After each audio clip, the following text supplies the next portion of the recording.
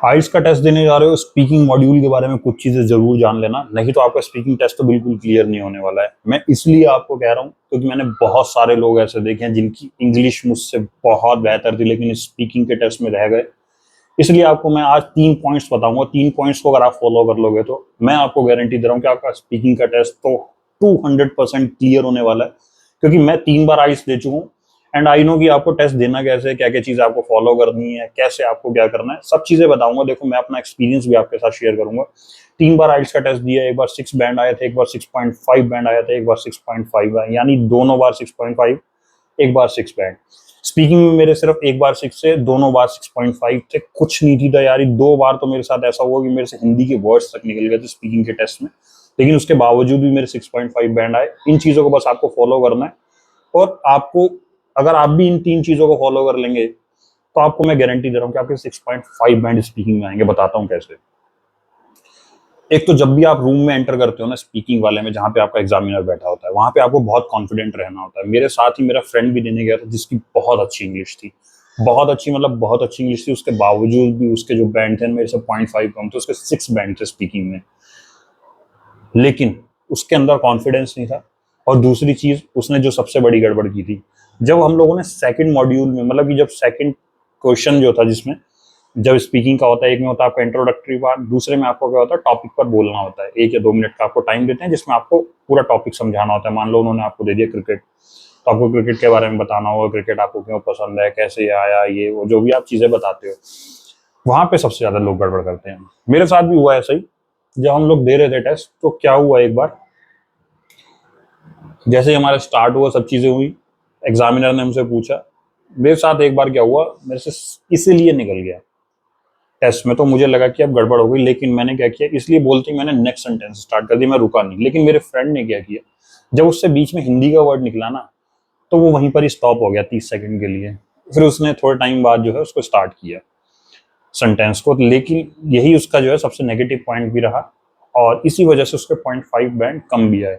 एक बार मेरे से इसीलिए निकला सेंटेंस में, एक बार मेरे मुंह से निकला क्योंकि, तो एग्जामिनर के साथ क्या होता है ना कि जब आप सेकंड मॉड्यूल दे रहे होते हैं, तो एग्जामिनर को भी पता होता है कि यार ये बंदा जो है ना कुछ तो गड़बड़ है, क्योंकि इतना ज्यादा वो टेस्ट ले चुके होते हैं, सब चीजें कर चुके होते हैं, उनको ये अंदाजा होता है पूरा कि भाई कौन बच्चा ठीक बोल रहा है, कौन बच्चा गलत बोल रहा है। स्पेशली जब हम पंजाब और हरियाणा की साइड जाते हैं ना, तो वहां पर देखा जाता है कि बच्चों में कम कॉन्फिडेंस होता है, और मैं उन्हीं को ये सबसे ज्यादा सलाह देना चाहता हूँ कि भाई बी कॉन्फिडेंट, बी कॉन्फिडेंट। आप लोगों में बहुत कम कॉन्फिडेंस होता है, लेकिन जहां पर आप हो ना, वहां पर हर किसी के बस की भी नहीं है पहुंचना, ये आपको याद रखना है। तो लेकिन मैं रुका नहीं। उसके बाद फिर जब रिजल्ट आया तो मेरा दोस्त भी शॉक था, उसने कहा यार मेरे तो तेरे से ज्यादा अच्छी थी स्पीकिंग, जब भी हम करते थे तो तू तो कई बार ही अटक जाता था, लेकिन उसके बावजूद भी तेरे 6.5 बैंड आ गए। तो फर्स्ट चीज मैंने आपको कॉन्फिडेंस कही थी, तो सेकंड चीज जो होती है ना, आपको फ्लुएंट होना होगा। फ्लुएंट मीन्स फ्लुएंट होना होगा, बहुत ज्यादा तेजी से मत बोलना। चौथी चीज, 2 चीज आपको मैं बता चुका, पहली चीज कॉन्फिडेंस, दूसरी चीज आपकी है कि आपको फ्लुएंट होना होगा, रुकना नहीं होगा, एंड जो तीसरी चीज आपके लिए बहुत ज्यादा जरूरी है, कई बार क्या होता है ना, जब आप स्पीकिंग टेस्ट देने जाते हो तो आप जल्दी जल्दी बोलने की कोशिश करते हो। आपको लगता है कि जल्दी बोलेंगे तो सामने वाले एग्जामिनर को लगेगा कि ये तो बहुत ज्यादा इंग्लिश में कंफर्टेबल है, तो इसको पूरे बैंड दे देते हैं, लेकिन ऐसा नहीं होता है। मैं आपको पहले ही क्लियर कर दूं, एग्जामिनर को पता होता है। प्लस आप जब धीरे बोलते हैं तो एक तो आपको सोचने का टाइम मिलता है, क्योंकि हम सब हिंदी बेल्ट से आने वाले लोग हैं। कोई पंजाब से आता है, पंजाबी बेल्ट है, हरियाणा से आता है तो उसकी हरियाणवी भाषा है, जो दिल्ली से आते हैं वो हिंदी बेल्ट वाले लोग हैं। तो एग्जामिनर को ना सब पता होता है कि कौन बच्चा कैसे बोल रहा है। अगर आप जल्दी भी बोलेंगे ना तो एग्जामिनर नोज, इसलिए आपको यू शुड ट्राई कि आप हिंदी जो है ना, मतलब इंग्लिश जब भी आप बोलें तो आप बहुत स्लो बोलें। उससे क्या होगा, एक तो जो आपको 2 मिनट का टाइम मिलता है बोलने का, उसमें आपको बहुत ज्यादा टाइम मिल जाएगा। और जो उससे क्या फायदा होता है ना, आपका जब माइंड जब वर्क करता है, जब हम इंग्लिश बोलते हैं तो हम ट्रांसलेट करते हैं मन ही मन में अपनी ना वर्डिंग्स को, अपने सेंटेंसेस को। तो क्या होता है, उससे माइंड को भी सोचने का थोड़ा सा ज्यादा टाइम मिलता है, और इसकी मदद से काफी ज्यादा आसानी हो जाती है। तो ये तीसरा पॉइंट हो गया कि आपको जल्दी नहीं बोलना है, एक तो। एंड जो फिर फोर्थ थिंग है ना, जो चौथी चीज है, वो सबसे ज्यादा मैटर करती है, जो मुझे भी लगता है। आप एग्जामिनर की तरफ मत देखना, ये मेरी पर्सनल सलाह है आपको। कोई जवाब दे रहे हो ना, गलत दे रहे हो, सही दे रहे हो, डजेंट मैटर, देखना मत भाई। अगर आपने सेकंड क्वेश्चन, जब आप 1-2 मिनट या 1 मिनट का आपको टाइम दिया जाता है कि आप इस टॉपिक पर बोलिए और इंग्लिश में बोलिए, अगर आप उस टाइम देख लेते हो ना एग्जामिनर को, तो बहुत गड़बड़ हो जाती है। उन लोगों के एक्सप्रेशंस ऐसे होते हैं ना कि वो जानबूझकर स्टूडेंट को जो है कंफ्यूज करते हैं। जो आप बोलने लगे एग्जामिनर कहेगा, ऐसे एक्सप्रेशंस आपको देगा, उससे क्या प्रॉब्लम होती है ना, आप कंफ्यूज हो जाते हैं। उनके लिए तो बहुत ही ईजी होता है कि ये बच्चे वो देखना चाहते हैं वो कैसे, लेकिन रिकॉर्डर रखा है सामने, इधर देख लो, इधर देख लो, ग्लास पड़ा है सामने, ग्लास देख लो, डायरी देख लो, पेन देख लो, कुछ देखना है वो देख लो, लेकिन एग्जामिनर की तरफ मत देखना। एग्जामिनर की तरफ देखोगे कंफ्यूज हो जाओगे। 4 चीजें हैं जो आपको बहुत ध्यान रखनी है जब भी आप स्पीकिंग का आइल्स का टेस्ट देने जाओ। कॉन्फिडेंस, फ्लुएंट होना चाहिए आप। थर्ड चीज जो सबसे ज्यादा मैटर करती है कि आपको तेज नहीं बोलना है। तेज बोलोगे, इंग्लिश गलत बोलोगे, खुद भी अटकोगे, जहां अटक जाओगे वहां फिर बोल नहीं पाओगे। एंड जो चौथी चीज है, एग्जामिनर की तरफ नहीं देखना। जो चीज है कॉन्फिडेंस से बोलो, आराम से बोलो, और दूसरी चीज एग्जामिनर की तरफ मत देखो। और ऐसा भी नहीं है कि बस बोलना ही है, सेंटेंस बनाओ, कुछ चीजें फ्रेम कर लो। जैसे टॉपिक्स क्या होता है ना सेकंड वाले में, जो सेकंड क्वेश्चन होता है जिसमें हमें 1 या 2 मिनट बोलना होता है, उसमें क्या होता है टॉपिक्स क्लियर होते हैं।